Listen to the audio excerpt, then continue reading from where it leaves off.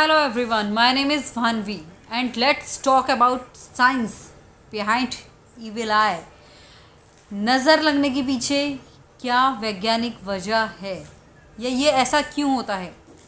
तो चलिए आज बात करते हैं हम इसी टॉपिक पर। दोस्तों, हमने बहुत बार ऐसा सुना है कि कई बार ऐसा होता है कि लोग बीमार होते हैं और बहुत सारे ट्रीटमेंट्स के बाद भी वो ठीक नहीं होते, या कई बार बहुत से लोग ऐसे होते हैं जो कि अगर थोड़ा बहुत भी कुछ हो गया किसी अपने बच्चे को या किसी को, मतलब खांसी जुकाम भी हो गया नॉर्मल, तो भी वो बोलेंगे कि नज़र लग गई। तो क्या है इसकी वजह? क्या ये सच में ऐसा कुछ होता है या ये सिर्फ एक टोना टोटका टाइप्स है? तो जब मैंने इसके बारे में रीड किया थोड़ा सा और कुछ जितनी मैं इन्फॉर्मेशन कलेक्ट कर पाई वो आज मैं आपसे शेयर करना चाहती हूँ। दरअसल होता क्या है कि हर ह्यूमन बीइंग की, हर बॉडी की, हर चीज़ की एक ऑरा होती है, अपनी एक एनर्जी लेवल होता है। तो जब किसी का ये जो ऑरा या ये कहिए कि जो आभा मंडल होता है वो अगर कमज़ोर होता है, तो जब कोई भी नेगेटिव एनर्जी है जिसे, तो मतलब किसी ने कई बार होता है ना कि अच्छा भी बोला तो भी वो नेगेटिवली ही हमें हिट कर गई, तो किसी किसी का ऑरा कभी कभी बहुत ज़्यादा वीक होता है। तो ऐसे में क्या होता है, जब कोई भी नेगेटिव एनर्जी होती है ना, ज़रूरी नहीं है कि किसी की रॉन्ग इंटेंशन से हो, कई बार जगह की, लोगों की थॉट्स, लोगों के जो थॉट्स होते हैं वो भी नेगेटिव एनर्जी क्रिएट करते हैं। जब बहुत ज़्यादा कोई नैरो माइंडेडनेस होती है, जहाँ या ज़्यादा ही नेगेटिव सोचते हैं या कुछ ऐसी डूइंग्स होती हैं, तो उस सब से भी नेगेटिव एनर्जी क्रिएट होती है। तो जब किसी ह्यूमन बीइंग का जो आभा मंडल है वो वीक होता है, तो जब कोई भी नेगेटिव एनर्जी होती है वो सबसे पहले जो एक इंसान की जो सेल होती है ना, सेल वाली कहीं पे उसको हिट करती है, सेलुलर लेवल पे हिट करती है। उससे वो आगे चल के टिश्यूज़ पे तक पहुंचता है और टिश्यूज़ से धीरे धीरे करके जो हमारे बॉडी के ऑर्गन्स होते हैं उन पे हिट करती है ये नेगेटिव एनर्जी। और ऑर्गन्स के बाद सिस्टम्स, तंत्र इन सेंस श्वसन तंत्र, हमारा पाचन तंत्र, ये जो सिस्टम्स होते हैं इन पे इफेक्ट डालती है।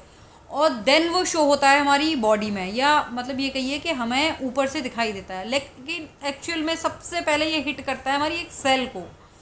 दरअसल दोस्तों, सेल के हमारी बॉडी की एक सबसे छोटी इकाई है और जिसमें कि 99.9% वाटर है। इसमें वाटर बहुत ज़्यादा क्वांटिटी में होता है और इस पर गुड बैक्टीरियाज, बैड बैक्टीरियाज बहुत जल्दी इफ़ेक्ट करते हैं। तो बहुत बार ऐसा होता भी है कि डॉक्टर्स हमें ट्रीट कर रहे होते हैं हमारी बॉडी को, और ट्रीटमेंट के बहुत सारे ट्रीटमेंट्स के बाद भी इंसान की बीमारी ठीक नहीं हो पाती है। ये कहो कि ठीक होती है, स्टिल वो बीमारी फिर से लौट के आती है, बाउंस बैक करती है। तो एक्चुअल में ऐसी कंडीशंस में होता क्या है कि जो डॉक्टर है वो ट्रीट कर रहा है फिजिकल बॉडी को, आपकी जो बॉडी है उसको, वो सेल तक पहुंच ही नहीं पाया, वो जो ट्रीटमेंट है वो अंदर तक पहुंच ही नहीं पाया।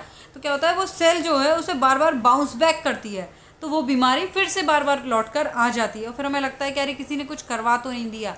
पर एक्चुअल में ये तो एक साइंटिफिक लॉजिक है कि जब हम पूरी तरह से अंदर तक इंटरनली ठीक नहीं हो पाए हैं, तो इसलिए वो बीमारी लौट कर आ रही है।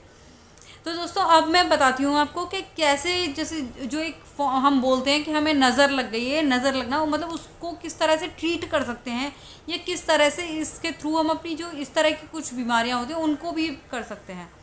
सबसे पहली चीज़ तो वही आती है पॉजिटिव थॉट्स। जो आपकी पॉजिटिविटी है वो एक्चुअल में आपके जो ऑरा है उसको भी स्ट्रॉन्ग करती है।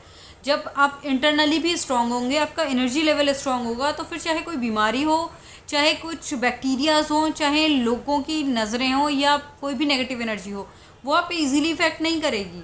तो सबसे पहले तो यही आता है पॉजिटिव थॉट्स, मेडिटेशन, या इसमें माइल्ड करंट भी होता है बट वो डॉक्टर के ऑब्जर्वेशंस में ही होता है। या कुछ चीज़ें ऐसे भी करते हैं हम, जैसे तेल की बत्ती है उससे नज़र उतारी जाती है, कुछ लोग कपूर से भी उतारते हैं। पर एक का इस ये जो है कि तेल की बत्ती हो या कपूर है, कुछ लोग लाल मिर्च से करते हैं, तो उन सब का प्रोसेस एक यही है। उसमें मेन ध्यान रखने वाली चीज़ें होती है, जबकि बहुत से लोग उतार करते हैं ये काम को लेकिन गलत तरीके से करते हैं। सबसे पहली बात तो यही है कि नज़र लगने में जब नज़र उतारी जाती है तो वो हमेशा एंटी क्लॉकवाइज होती है, वो हमेशा रोटेट जो होता है वो हैंड वो एंटी क्लॉकवाइज होता है। और ये ध्यान रखिए, एंटी क्लॉकवाइज के अलावा ये होता है 7 टाइम्स। 7 क्यों? क्योंकि हमारी जो वो लेयर्स है ना, वो 7 लेयर्स होती हैं हमारी बॉडी के बाहर। तो जो एक एक करके जो हम अपनी पढ़ते क्लीन करते हैं वो 7 टाइम्स करते हैं। एंटी क्लॉकवाइज कीजिए और 7 टाइम्स कीजिए। कुछ नहीं है तो आप नॉर्मली सॉल्ट ले लीजिए, उसको 7 टाइम्स एंटी क्लॉकवाइज करके और फ्लश आउट कर दीजिए उसको, या डिस्पोजल कर दीजिए। या एक रेमेडी ये भी है कि जो बच्चा है या जो ह्यूमन बीइंग है उसके पैर में काला धागा, लेफ्ट लेग में काला धागा बांध दीजिए, और उसमें जो है मदर, जो भी उस इंसान इनकी मदर है उसका एक बाल, उसको टाइट कर दीजिए, जगह जगह नॉट लगा दीजिए, क्योंकि स्लिपरी होता है जो हेयर होता है। नेल और बॉडी हेयर एक ऐसी चीज़ें हैं जो कि हमारी बॉडी से डिटैच होने के, अलग होने के बाद भी वो इंटरकनेक्टेड हमसे रहती है, इनमें कनेक्शन रहता है। इसीलिए जो एस्ट्रोनॉट्स होते हैं, जब ये लोग कि स्पेस में किसी मिशन पे जाते हैं तो इनका कोई सेल किसी न किसी रूप में लेके रखा जाता है, चाहे तो वो सलाइवा फॉर्म में हो या हेयर है, या मतलब किसी न किसी फॉर्म में सेल लेकर रखते हैं।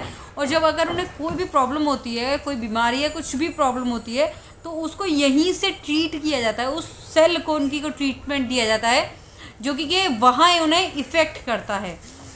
तो इसलिए इसको हेयर को उसमें टाइट करके और लेफ़्ट लेग में बांध लीजिए।